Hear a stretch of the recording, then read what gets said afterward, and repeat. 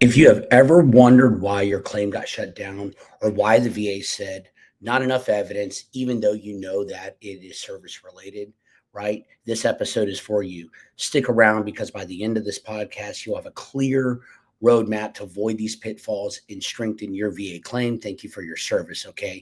The number one mistake that veterans make is no current diagnosis. Okay. So let's start with this mistake here and let's talk about it, right? This one gets a lot of veterans. You just assume that you had this condition or that you hurt your back or knee or neck or had an injury while in service. However, you don't have up-to-date care. You don't have an up-to-date diagnosis, and the VA gets you on that, right?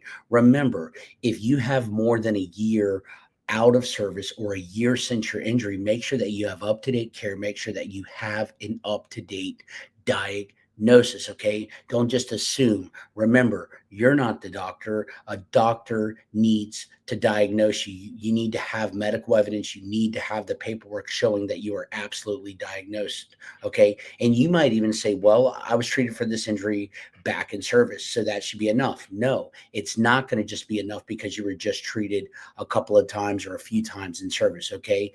The truth is this: the VA doesn't just go off history. This is the truth. They want current medical evidence, okay?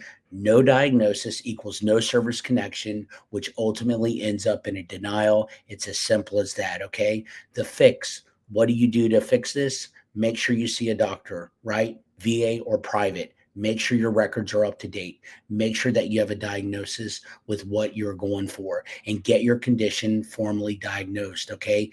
That is your firm foundation. Mistake number two: no nexus, no connection to service. Even with a diagnosis, the VA still asks. Burden of proof is on you. Is it connected to your service? That's where the nexus comes in. Okay. A nexus is basically medical proof linking your condition to your military service. Without it, the VA can say or will say, sorry, we can't tie this back to your time in uniform during your time in service. The fix: what do you do? Ask your doctor for a nexus letter.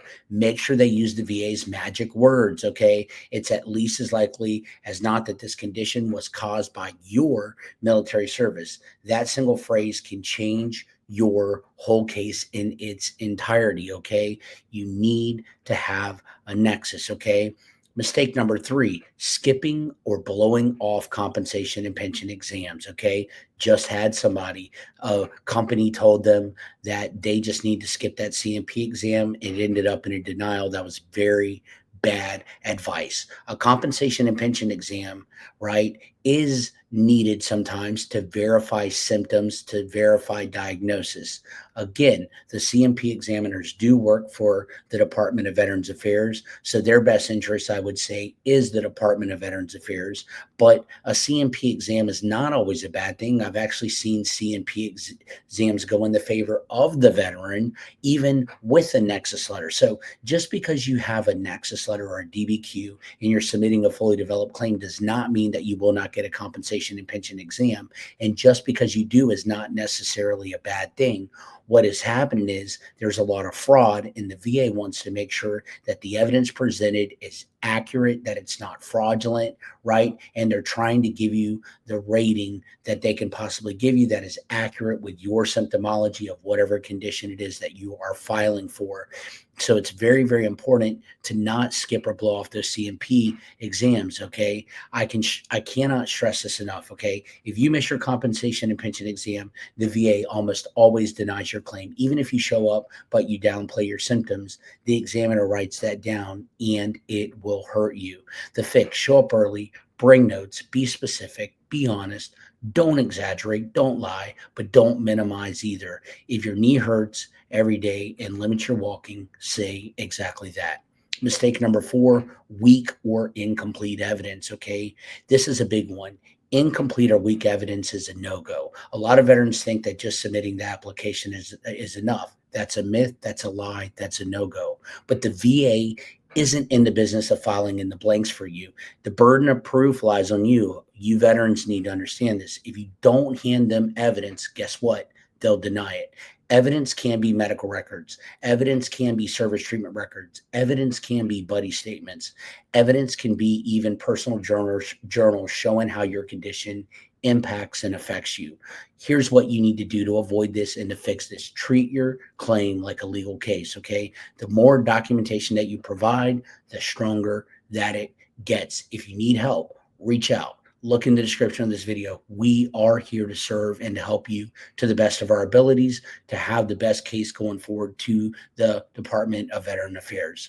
Mistake number 5, using the wrong language, right? Using casual language instead of medical or functional language is a common pitfall of veterans. If you tell the VA, my back hurts sometimes, that doesn't help your case. But if you say my back pain prevents me from lifting more than 10 pounds and keeps me from standing more than 15 minutes, that paints a very different picture. Sometimes we as veterans are our worst enemy. Continue to get the care that you need. The VA rates based on functional limitations. They want to know how you're impacted occupationally, socially, and relationally. How does your condition impact your work and daily life? This is replacement income. That's what you're getting these benefits for. The fix is this. Speak in specifics, describe what you can't do because of whatever condition it is that you are filing for. You've got to be specific.